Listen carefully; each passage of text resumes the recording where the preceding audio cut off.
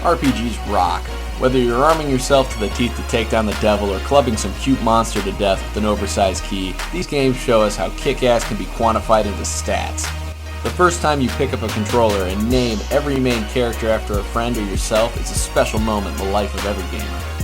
So what are the RPGs that stand out amongst the rest? Which ones will we force our kids to put the damn book down and experience a real story? Here at 8-Bit, we have a few ideas, so for your consideration, Beyond 8-Bit presents Top 10 RPGs of all time.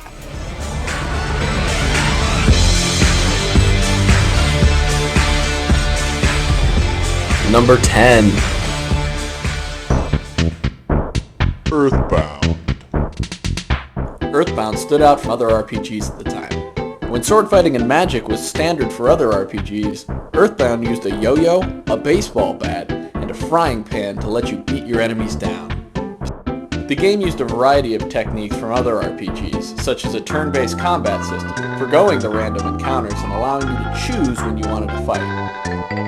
The story followed Ness, Paula, Jeff, and Pooh, who worked together to stop an alien invasion by the Gigas. On your way, you get to dispatch aliens, zombies, and even some evil hippies. I mean, how can you not like a game that lets you fight hippies? By the end of the game, you have a fondness for the main characters, and with a bit of humor and an interesting story, the game isn't hard to fall in love with.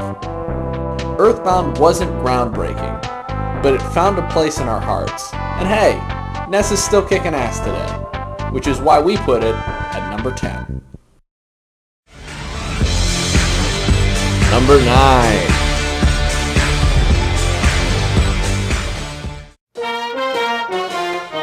Fallout 3. Fallout as a series is solid. All three games could have made this list, or any number of lists like it.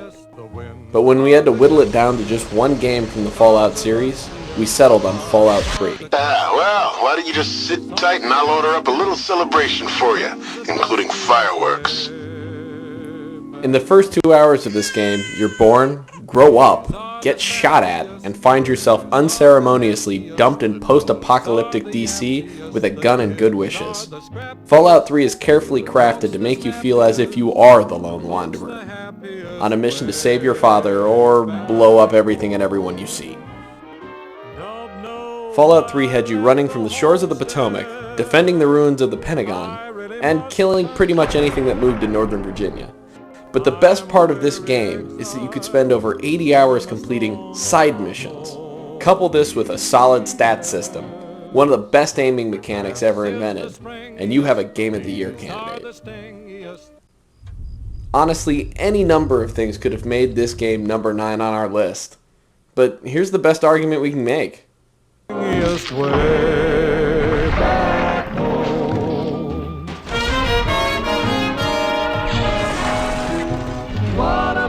Sun's a blazier in the fields are daisier, and the cows are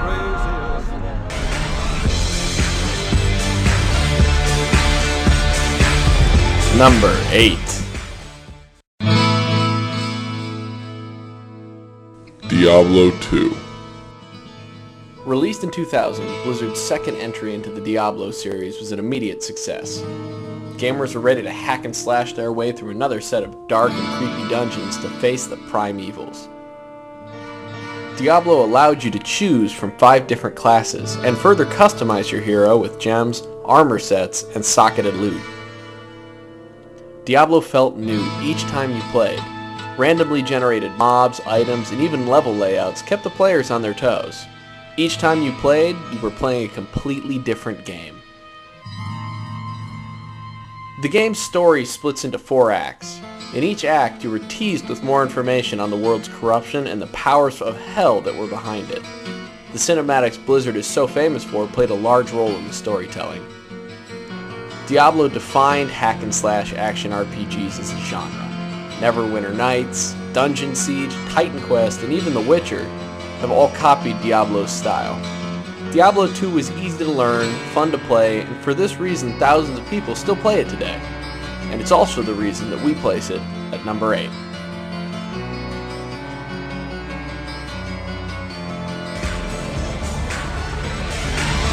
Number 7.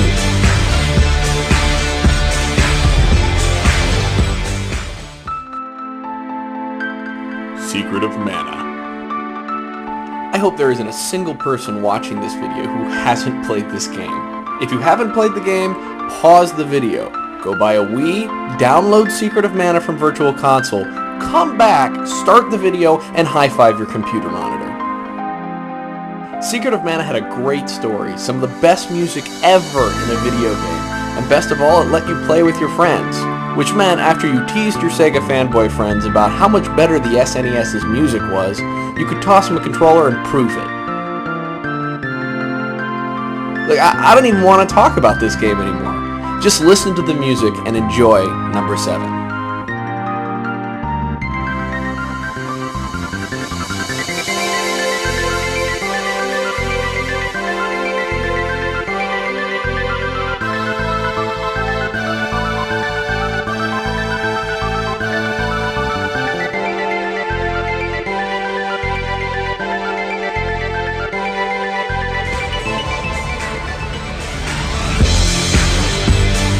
Number 6.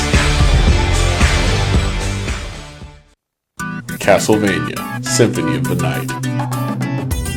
Castlevania Symphony of the Night is still considered by many to be the best game in the series.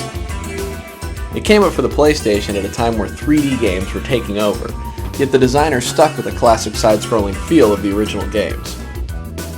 Adding to the game's uniqueness, instead of playing as a member of the Belmont family, you actually got to play as Alucard, son of Count Dracula. The game is massive, and when you finally beat it, you learn that there's a whole other castle you need to fight through to get to Dracula. Oh, and this one's upside down. This game was different from other Castlevania games. You can use armor, shields, and items to affect your stats, or take down certain bosses that otherwise would be near impossible.